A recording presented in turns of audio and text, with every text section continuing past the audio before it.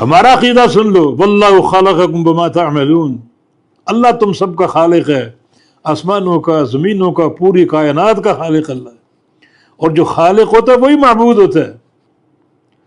ہم اللہ کی عبادت کیوں کرتے ہیں؟ کیونکہ وہ ہمارا خالق ہے۔ تم ان بتوں کی عبادت کرتے ہو حالانکہ وہ تمہاری مخلوق ہیں، تم نے بنائے، تم نے ان کو سنوارا اور ان کے نقش و نگار قائم کیے۔ کتنا ایک عجیب تضاد ہے ان عقیدوں کے درمیان۔ اب قوم حجت کے میدان میں لاجواب ہو چکی تھی، نہ ابراہیم علیہ السلام کی باتوں کا کوئی جواب تھا، نہ اس فعل کا کوئی جواب کہ جو حرکت نہیں کر سکتے، بول نہیں سکتے، تمہارے معبود ہیں۔ حجت کے میدان میں یہ قوم عاری ہو چکی تھی، خالی ہو چکی تھی۔ اب کیا تھا پھر؟ قالوا ابنوا له بنيانا فالقوه في الجحيم، انہوں نے کہا، کیا کہا انہوں نے کہ اس کے لیے ایک عمارت بناؤ، ابن له بنیانا، بناؤ اس کے لیے ایک عمارت، فالقوه في الجحیم، اور اس کو ڈال دو جلتی آگ میں، شدید ترین آگ میں، ایک بھڑکتی آگ میں۔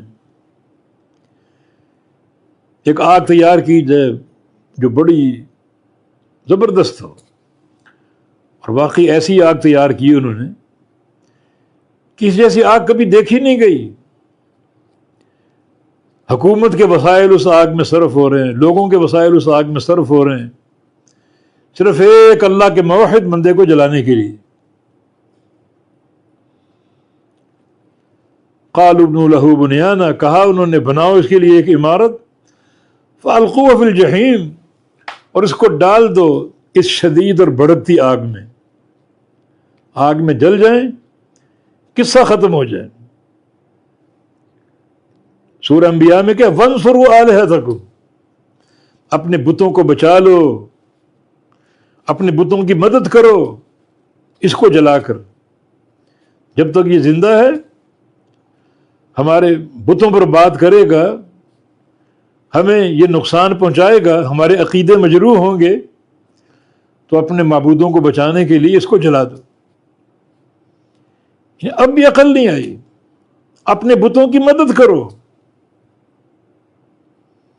حالانکہ یہاں مددگار کون ہے؟ ہمارا خالق اور مالک، وہ مدد کرنے والا۔ اور یہاں الٹا یہ اپنے معبودوں کی مدد کر رہے ہیں۔